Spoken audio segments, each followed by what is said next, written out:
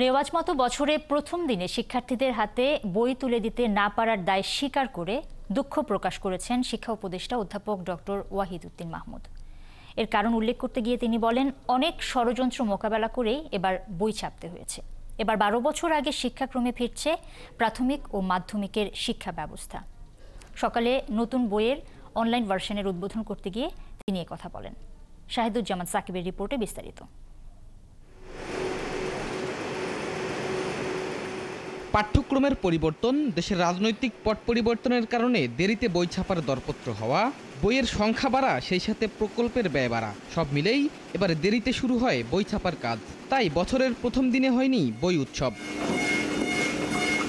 তবে জাতীয় শিক্ষাক্রম ও পাঠ্যপুস্তক বোর্ড এনসিটিবির ওয়েবসাইটে মিলছে নতুন বইয়ের অনলাইন ভার্সন।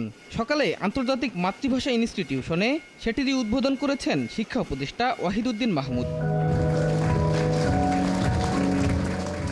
বছরের প্রথম দিনেই শিক্ষার্থীদের হাতে বই পৌঁছাতে না পারায় দুঃখ প্রকাশ করে এর পেছনের কারণ ব্যাখ্যা করেন শিক্ষা উপদেষ্টা। গত বেশ কয়েক বছর ধরে মুদ্রণ শিল্পের যেই সঙ্গে জড়িত যে ব্যবসায়ীরা, এদের সাথে কি করে বোঝাপড়া করতে হয় এটা তো তাদের অভিজ্ঞতায় নাই, এবং সেটা করতে গিয়েই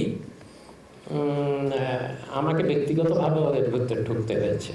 বই বিতরণের ক্ষেত্রে কোনো জেলায় ষড়যন্ত্র করেই ওগুলো আটকিয়ে রাখা হয়েছিল। আমাদেরকে যে কত ধরনের কত দিক থেকে বিপরীতমুখী শক্তির সম্মুখীন হতে হয়েছে এটা কল্পনাতীত। তবে এনসিটিবির চেয়ারম্যান আশা করছেন, আগামী 20 জানুয়ারির মধ্যেই সব বই হাতে পাবে সারা দেশের শিক্ষার্থীরা। জানুয়ারির 5 তারিখের মধ্যে প্রাথমিকের বাকি সকল বই, 10 তারিখের মধ্যে মাধ্যমিকের প্রায় 8টি বই এবং 20 তারিখের মধ্যে সকল বই যাবে। শিক্ষা মন্ত্রণালয়ের অতীতের দুর্নীতি তদন্তে দুদকের কাছে অভিযোগ করা হবে জানিয়ে শিক্ষা উপদেষ্টা বলেন, যারা মন্ত্রণালয়ের কর্মকাণ্ডে নানা প্রতিবন্ধকতা সৃষ্টি করেছে তাদের তালিকা হচ্ছে। আগের কালের কর্মকর্তা কর্মচারীরা যে দুর্নীতি করেছে দুদককে সেই মামলাগুলো করতে দেয়। আমরা ঠিক করেছি আমাদের সময়ে আমাদের মন্ত্রণালয়ে যে দুর্নীতি হচ্ছে তার জন্য আমরা দুদককে বলবো।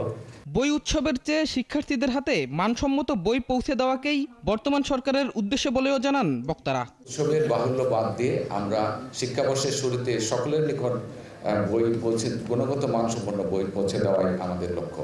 শাহিদুজ্জামান সাকিব, 71, ঢাকা।